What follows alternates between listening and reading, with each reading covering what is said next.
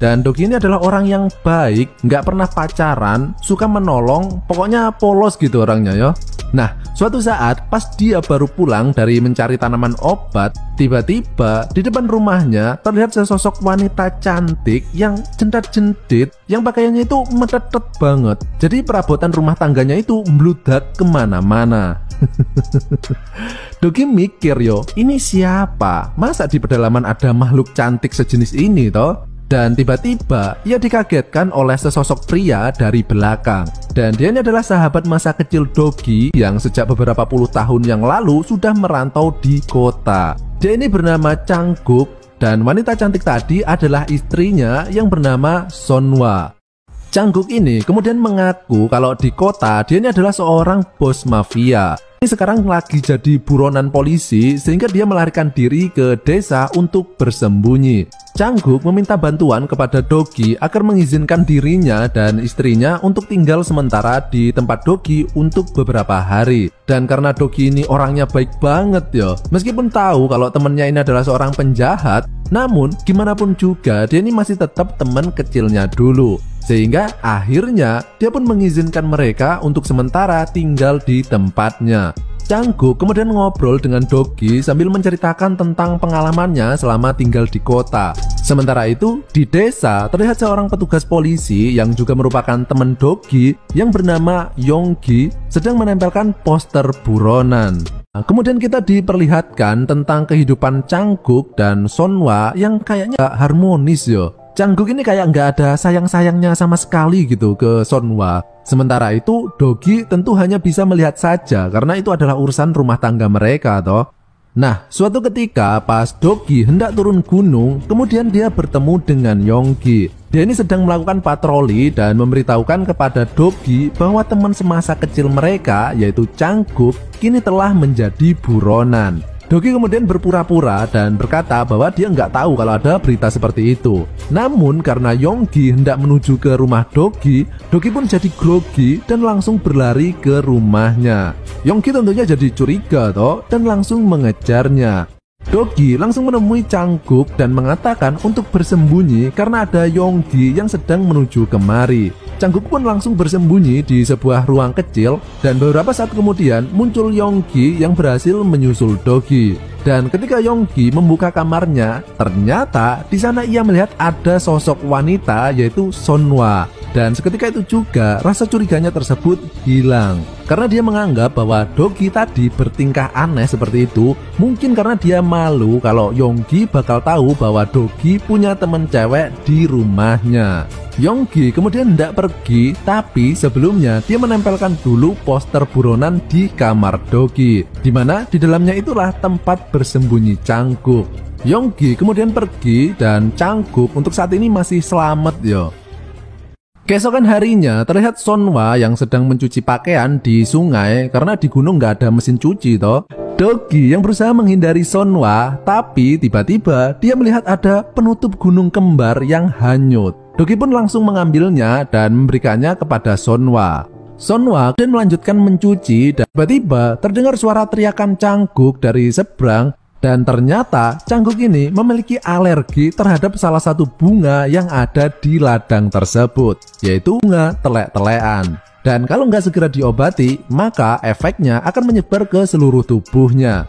Setelah sembuh, Changguk kemudian pamit kepada Dogi. Dia ingin pergi ke kota sebentar untuk mencari uang dan meminta Dogi untuk menjaga Sonhwa selama ia pergi. Dogi kemudian mengajak Sonhwa untuk bareng-bareng mencari tanaman obat. Jadi mereka ini berpetualang gitu ya, makan nasi kucing bareng-bareng, ngobrol-ngobrol, seneng-seneng. Kemudian Dogi ini menemukan sebuah tanaman yaitu ginseng dewa. Tanaman ini adalah tanaman beracun ya, yang kalau dikonsumsi apalagi dalam jumlah banyak bakal bisa berakibat fatal.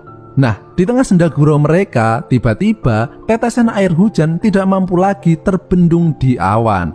Mereka pun segera mencari tempat berlindung di sebuah gubuk. Dogi menyalakan lilin dan kemudian memberikan bajunya kepada Sonhwa agar tidak kedinginan. Kemudian dia mengambil jamu kunir asem untuk menghangatkan tubuh.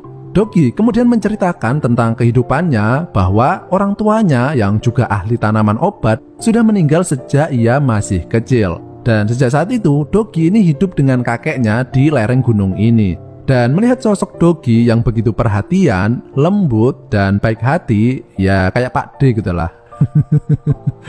Sonwa ini merasa nyaman ya berada di samping Dogi, sehingga kemudian Sonwa ganti bercerita tentang kehidupannya. Dan di sini kita tahu bahwa sebenarnya Sonwa ini menikah dengan Changguk bukan karena rasa cinta, melainkan karena ibunya dulu yang seorang janda memiliki hutang kepada Changguk. Dan karena dia nggak bisa melunasinya, akhirnya Sonwa mau menikah dengan Changguk sebagai gantinya.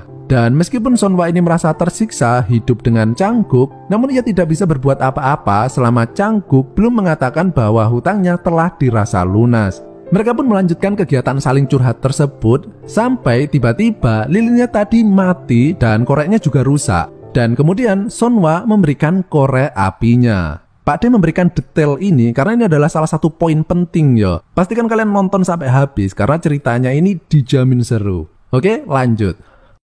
Hujan pun reda, mereka bergegas untuk pulang. Dan di sini kita bisa melihat bahwa Sonwa kini memiliki rasa tertarik kepada Dogi.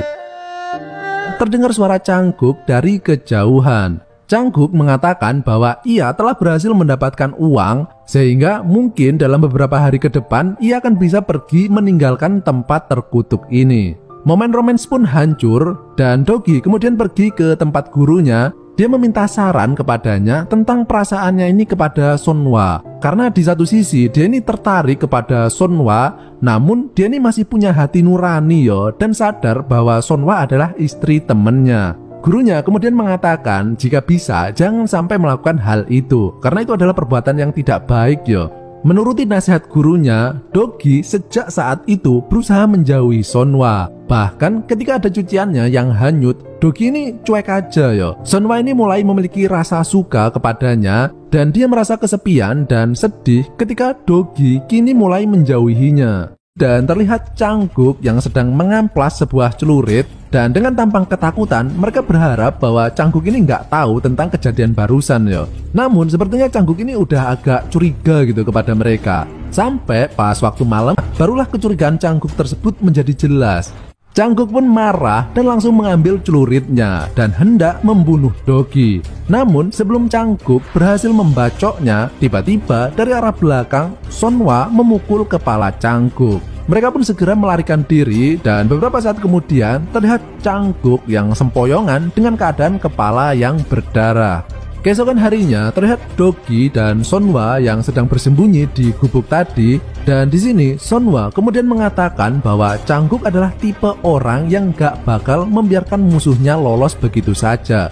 Artinya jika mereka ingin lepas dari bayang-bayang Changguk, satu-satunya cara adalah dengan membunuhnya. Dogi yang merupakan orang baik yo tentu saja tidak bisa menerima saran tersebut. Sonwa kemudian memperlihatkan punggungnya dan di sana terlihat banyak banget bekas siksaan yang dilakukan oleh Changguk. Sonwa kemudian menunjukkan ginseng dewa yang ditemukan bareng Dogi kemarin dan dia berencana untuk meracuni Changguk. Sonwa dengan tampang memelas dan juga ketakutan, akhirnya dengan terpaksa Dogi pun mengikuti rencana tersebut. Dogi kembali ke rumah untuk mengemasi barangnya. Sementara itu, Sonwa mendatangi Changguk yang sedang mencari mereka di sungai. Sonwa di sini meminta maaf kepada Changguk sambil membawakan minuman dan juga semongko. Tanpa rasa curiga, Changguk pun langsung melahapnya dan beberapa detik kemudian dari mulutnya keluarlah saus yang bercucuran dan Changguk pun modar. Sonwa kemudian mengubur jasad Changguk di pinggir sungai dan setelah selesai dia pun menemui Dogi untuk melarikan diri. Namun di tengah perjalanan tiba-tiba mereka bertemu dengan Yonggi. Dia pun bertanya mau kemana kok buru-buru banget kelihatannya. Nah, Yonggi ini lagi jam istirahat dan dia bilang kalau lagi kangen dengan Dogi dan mengajaknya main di sungai kayak pas waktu mereka kecil dulu. Akhirnya mereka pun mengikutinya karena takut kalau Yonggi akan menemukan keberadaan jasad Changguk. Namun sungguh mengejutkan, lubang tempat mengubur Changguk tadi kini terlihat kosong. Di Di satu sisi, mereka bersyukur karena Yonggi nggak mungkin menemukan jasad di tempat itu. Namun, di sisi lain, mereka kembali takut jika sampai Changguk ini masih hidup, tentunya dia bakal balas dendam toh. Yonggi yang melihat lubang tersebut kemudian agak curiga, ini lubang buat apaan yo? Tapi untungnya kemudian dia mendapat panggilan agar segera kembali ke kantor polisi.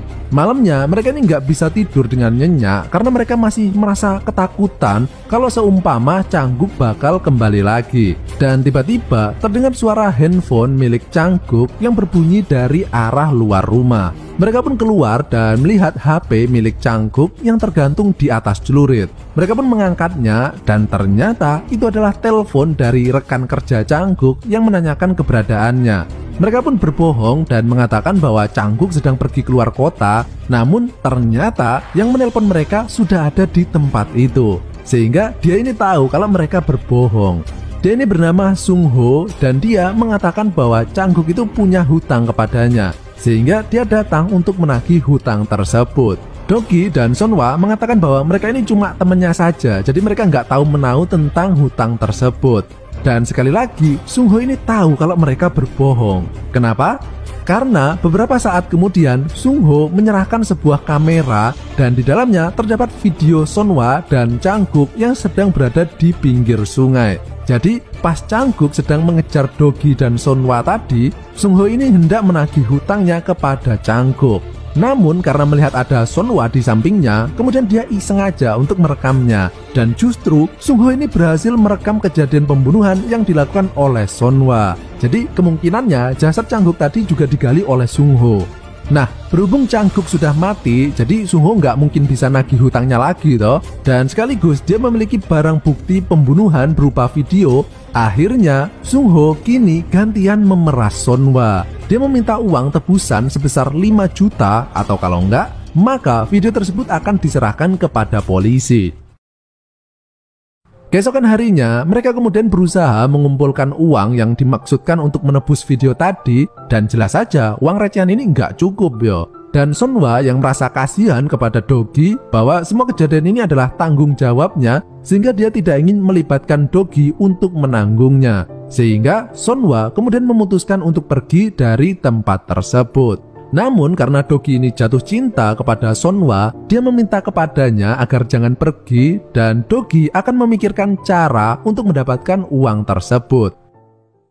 Dogi kemudian pergi ke rumah kakeknya dan meminta surat akte tanah ladang dan rumah mereka. Namun tentu saja kakeknya tidak memberikannya yo. Dan justru memarahi Dogi karena dia ini goblok banget mau mengorbankan segalanya hanya untuk seorang wanita. Namun Dogi yang sudah dimabuk cinta ini, karena Sonhwa ini adalah cinta pertamanya yo, dia berusaha mengambil kunci yang ada di leher kakeknya yang merupakan kunci tempat menyimpan akte tanahnya. Tapi dia gagal. Keesokan harinya terlihat Dogi yang bersujud semalaman untuk memohon kepada kakeknya. Tapi kakeknya ini masih tetap aja nggak mau menurutinya. Sonhwa kemudian mengatakan kepada Dogi agar menghentikan usahanya tersebut dan memintanya untuk merelakan Sonhwa pergi dan mencoba mencari uang untuk melunasinya. Namun Dogi ini masih belum kehilangan akal yo. Dia kemudian sekali lagi menemui kakeknya dan memintanya untuk menyerahkan akte tanah yang menjadi warisannya saja. Atau kalau enggak, maka Dogi akan memakan jamur beracun yang dibawanya. Dan kakeknya justru menantangnya untuk memakannya kalau dia pengen beneran mati ya. Dan ternyata Dogi ini beneran memakannya loh. Tentu saja kakeknya langsung menghentikan kelakuan cucunya tersebut. Dan untung saja ya, nyawa Dogi ini masih bisa diselamatkan. Melihat tekad Dogi yang sepertinya sudah bulat, akhirnya kakeknya menuruti permintaan Dogi. Dia pun menyerahkan akte tanah warisannya saja dan bukannya akte tanah keseluruhan yo. Besoknya, Dogi datang ke kuburan orang tuanya dan meminta maaf karena dia harus menjual tanah yang seharusnya menjadi warisan dari orang tuanya. Sekaligus memohon restu agar semoga dia bisa hidup bahagia bersama Sonhwa. Dogi pun berangkat menemui Sung Ho untuk menyerahkan akte tanah tersebut. Dan sebagai gantinya, Sung Ho kemudian menyerahkan kamera yang digunakan untuk merekam video pembunuhan tadi. Akhirnya masalah pun bisa diselesaikan dan dengan perasaan penuh bahagia, Dogi pun berlari pulang untuk menemui wanita yang dicintainya. Namun begitu Dogi sampai di rumahnya, ternyata keberadaan Sonwa tidak bisa ditemukan dimanapun. Dan bagaikan orang gila, Dogi berusaha mencari wanita yang merupakan cinta pertamanya tersebut. Dia berteriak-teriak memanggil-manggil nama Sonwa, namun Sonwa tidak pernah muncul lagi sejak saat itu.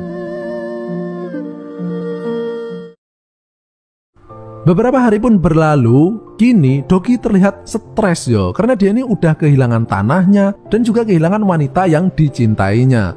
Yonggi yang datang ke rumah Dogi yang berniat untuk menghiburnya, namun kemudian Dogi melihat poster buronan milik Changguk dan ingat bahwa dia ini dikenal sebagai seorang penipu yang ulung. Dan disinilah plot twist pun terjadi.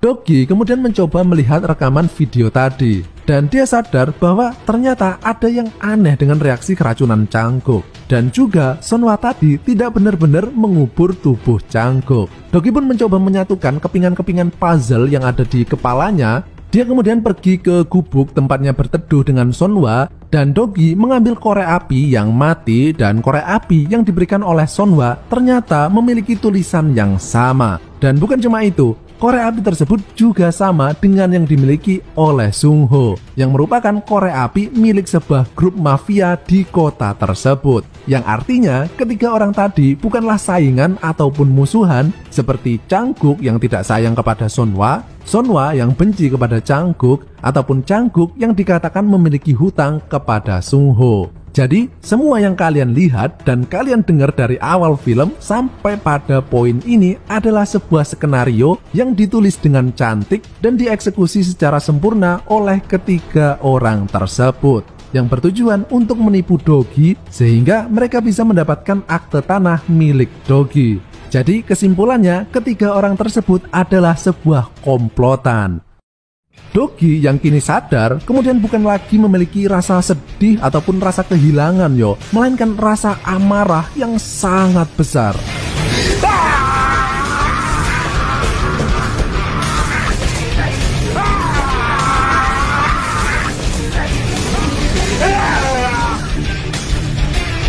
Dengan penuh rasa dendam, akhirnya Dogi membuka sebuah kitab Kinjutsu atau jutsu terlarang yang di dalamnya bukannya tertulis bagaimana cara membuat obat, melainkan cara membuat racun. Dogi pun mengumpulkan semua tanaman yang dibutuhkan dan dia kemudian meracik berbagai jenis racun. Dia kemudian menaruh masing-masing racun tersebut di dalam botol dan membawanya di dalam sebuah tas ransel. Dogi kemudian meminta restu sekaligus meminta maaf kepada orang tuanya karena dia ini sudah begitu bodohnya sampai bisa ditipu oleh orang-orang tersebut. Dan kemudian Dogi pun berangkat ke kota untuk mencari keberadaan para gerombolan dal kenyut yang sudah menipu dirinya. Setelah sampai di kota, langkahnya kemudian dihentikan oleh penjaga hotel yang menghalanginya. Dan beberapa saat kemudian datanglah sebuah mobil dan betapa terkejutnya Dogi ketika yang keluar dari dalam mobil tersebut adalah Sonwa dan juga Changguk yang ternyata masih hidup.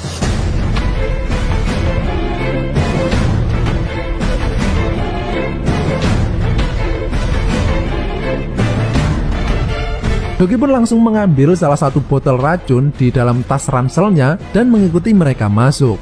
Dogi kemudian langsung mengecrot-ngecrotkan cairan racun tersebut ke mata semua penjaganya sehingga mereka menjadi buta.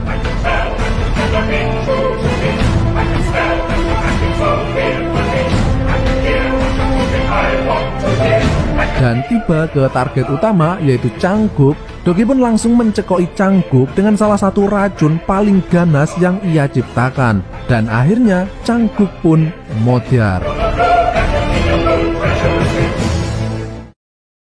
Tapi ternyata kejadian barusan itu cuma imajinasinya saja. Kampret nih orang, padahal ceritanya udah keren-keren loh, malah bohongan. Tapi film ini mengambil sisi realistis kan Dogi ini nggak jago bertarung toh, jadi nggak mungkin kejadiannya kayak barusan itu. Sebaliknya, Dogi justru menunggu di luar untuk mencari kesempatan. Nah, di dalam ruangan terlihat Sonwa Changguk dan juga Sungho yang sedang merayakan keberhasilan rencana mereka. Namun mereka ini masih belum terlalu puas yo, karena akte tanah yang diberikan ini cuma sebagian kecil saja dari lahan di pegunungan tersebut. Sementara akte keseluruhannya masih dipegang oleh kakeknya Dogi. Dan kemudian di sini kita akhirnya tahu bahwa meskipun semua kelakuan mereka itu tadi adalah acting semata yang merupakan sebuah skenario untuk menipu Dogi, namun terkecuali untuk Sonhwa. Semua hal yang dikatakan Sonhwa kepada Dogi itu adalah benar apa adanya, dan dia terpaksa mengikuti permainan ini dikarenakan ibunya tengah disandra oleh Changguk. Dan Sonhwa ini sebenarnya sudah muak yo berurusan dengan orang-orang ini, namun dia ini nggak bisa berbuat apa-apa. Bahkan ketika ia marah, ia justru dilempar keluar dari tempat tersebut. Dogi yang melihatnya kemudian mencoba mengikuti Sonhwa, dan di sini terlihat Sonhwa yang keluar dari taksi dan berhenti di jembatan. Sembari melihat foto ibunya, Sonhwa kemudian meminta maaf dan mengatakan bahwa ia sudah tidak sanggup lagi menjalani hidup seperti ini. Dan dia nggak sadar bahwa semua perkataannya tadi didengar oleh Dogi. Dan kemudian Sonhwa pun memutuskan untuk bunuh diri dengan cara melompat dari jembatan. Namun Dogi kemudian menghentikannya dan mengatakan bahwa jika memang ia pengen mati, maka minumlah racun ini. Sonhwa tanpa pikir panjang langsung meminum cairan tersebut. Namun ternyata dia nggak mati, melainkan cuma pingsan saja yo. Setelah tersadar, Dogi kemudian meminta Sonhwa untuk membantunya membalas dendam kepada Changguk. Tapi bukan dengan cara membunuhnya, melainkan menghancurkan semua bisnis milik Changguk. Sonhwa pun menyetujuinya dan mereka mulai menyusun sebuah rencana. Sonhwa kemudian mendatangi Sungho dan sambil merayunya, dia membawakan minuman yang sama seperti yang diminumnya tadi, dan beberapa detik kemudian Sungho pun pingsan. Setelah tersadar, terlihat Sungho yang tengah diikat di dalam sebuah batap dan di sampingnya duduk Sonhwa. Sonhwa mengatakan kepada Sungho bahwa dia mempunyai dua pilihan, yaitu dia akan membantu mereka untuk menghancurkan Changguk, dan sebagai gantinya nanti Sungho lah yang bakal mengambil alih usaha milik Changguk. Atau pilihan kedua adalah Sungho akan dibunuh saat ini juga. Tentu saja Sungho memilih pilihan pertama yo, karena dia ini bukan tipe orang yang setia. Dia akan melakukan hal apapun itu asal menguntungkannya. Jadi Dogi, Sonhwa, dan Sungho kini bekerja sama untuk menjatuhkan Changguk. Sementara itu, Dogi kemudian datang ke tempat kakeknya dan dia ini mencoba mengambil kunci di leher kakeknya. Dan kali ini berhasil. Dengan segera, Dogi membuka tempat penyimpanan akte tanah lengkap dan memotretnya. Hal ini dimaksudkan untuk menipu Changguk bahwa Sonhwa dan Sungho telah berhasil mendapatkan akte tanah lengkapnya. Sonhwa kemudian memberitahu Sungho bahwa mereka kini telah mendapatkan bahan untuk menjebak Changguk. Namun ternyata Sungho ini sangat tidak bisa dipercaya yo. Dia mengkhianati Dogi dan Sonhwa dan kembali lagi bekerja sama dengan Changguk. Sementara itu, Sonhwa yang kini kembali dengan Dogi mencoba meminta maaf karena telah menipu dirinya. Dan sebenarnya Sonhwa ini benar-benar jatuh cinta kepada Dogi dan itu bukan direkayasa. Namun Dogi yang merasa sakit hati karena sudah ditipu, kini seolah-olah telah menutup hatinya. Dan meskipun dia tahu bahwa Sonhwa itu terpaksa melakukan itu semua, namun bagi Dogi, Sonhwa kini di matanya layaknya seorang wanita murahan yang bisa dipakai banyak laki-laki. Dan tahu apa seorang wanita seperti itu tentang yang namanya cinta? Dan karena Dogi ini sekarang tidak mudah percaya dengan siapapun, termasuk Sonhwa, akhirnya dia mencoba melakukan langkah selanjutnya sendirian. Dia kemudian mengunci Sonhwa di dalam kamar dan segera pergi ke kantor polisi untuk meminta tolong kepada Yonggi. Tapi Yonggi di sini masih kerja di dalam kantor. Sementara itu, Sonhwa yang ditinggal sendirian kini tengah didatangi Changguk dan Sungho. Dan beberapa saat kemudian, Dogi ditelepon dan terdengar suara Sonhwa yang sedang meminta tolong. Changguk mengatakan kepada Dogi agar pergi ke sungai dan jangan memberitahu siapapun. Dogi pun segera pergi dan beberapa saat kemudian muncullah Yonggi. Dan dia tahu bahwa Dogi ini adalah tipe orang yang nggak bakal mencari dirinya malam-malam kayak gini kalau bukan karena urusan yang penting. Sehingga karena Yonggi memiliki firasat yang buruk, Yonggi pun kemudian mencoba untuk mencari Dogi. Dogi yang kini sudah sampai di sungai sembari membawa celurit, namun tiba-tiba Dogi dibius dari belakang oleh Cangkuk. Sementara itu, Yonggi datang ke rumah Dogi yang sudah terlihat berantakan dan terlihat obeng dengan bekas darah di ujungnya. Melihat hal itu, Yonggi pun kemudian meminta tolong kepada teman-temannya untuk mencari keberadaan Dogi. Setelah tersadar, terlihat Dogi kini juga diikat. Cangkuk kini sudah berhasil mendapatkan akte tanah keseluruhannya dan Sungho yang sedang menggali lubang untuk mengubur mereka hidup-hidup. Sungho kemudian mencoba mengangkat Dogi ke dalam lubang, namun karena Dogi ini gede badannya, sehingga dia meminta tolong Cangkuk untuk membantunya. Dan begitu Cangkuk mencoba mengangkat tubuh Dogi, tiba-tiba Sungho mengambil sekop dan langsung memukul Cangkuk. Jadi Sungho ini licik banget yo. Dia ini pengen menguasai harta tersebut sendirian. Tapi Cangkuk yang masih tersadar dan di sampingnya ada celurit milik Dogi tadi, dia pun mengambilnya dan langsung menancapkan ke kaki Sungho. Dan suara teriakannya terdengar oleh para polisi yang sedang mencari keberadaan Dogi. Sungho kemudian terjatuh ke dalam lubang dan dengan segera Cangkuk langsung menebas leher Sungho dan Sungho pun modiar.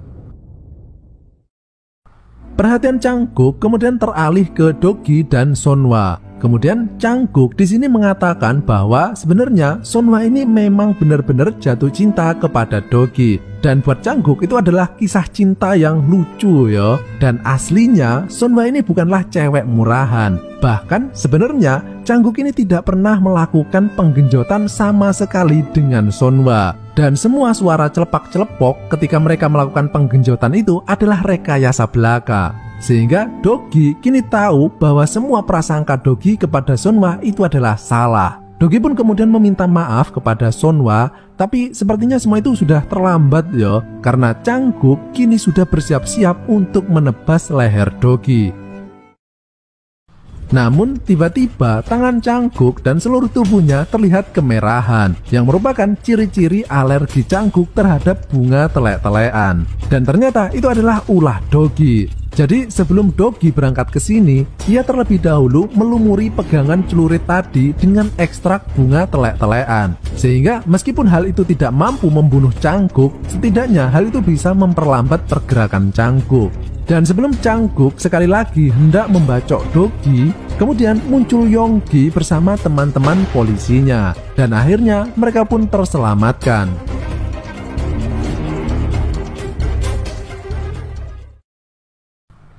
Beberapa hari kemudian, Cangkuk kini sudah dipenjara untuk mempertanggungjawabkan semua perbuatannya termasuk pembunuhan, dan Dogi kini mendapatkan kembali semua akte tanah miliknya dan kembali menjalani kehidupannya seperti biasa.